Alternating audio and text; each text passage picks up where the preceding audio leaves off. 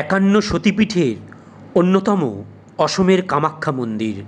এই মন্দিরে সতীর গর্ভ এবং যোনি পড়েছিল। তন্ত্র সাধনার অন্যতম পীঠ এই মন্দির।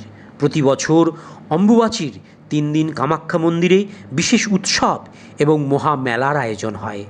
অম্বুবাচী মেলা একটি প্রাচীন ঐতিহ্য আছে, যার মূলে রয়েছে মা কামাখ্যা এবং মন্দিরের সাথে সম্পর্কিত তান্ত্রিক রীতিনীতিগুলো। কামাখ্যা মন্দির নিজেই ঐশ্বরিক নারীত্বের প্রতীক এবং এটি দেবী কামাখ্যার প্রতি আনুগত্য প্রকাশ করে, যিনি আবার দেবী পার্বতীর অবতার।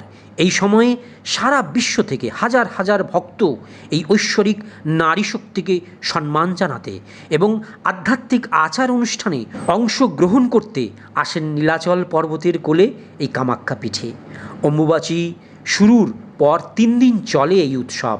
চলতি বছরে অম্বুবাচী প্রবৃত্তি অর্থাৎ শুরু হবে 22শে জুন রবিবার অর্থাৎ আষাঢ় দিবা 2:57 গতে এবং 25শে জুন বুধবার অর্থাৎ 10ই আষাঢ় মধ্যরাত্র 3:21 গতে এর নিবৃত্তি অর্থাৎ সমাপ্তি ঘটবে।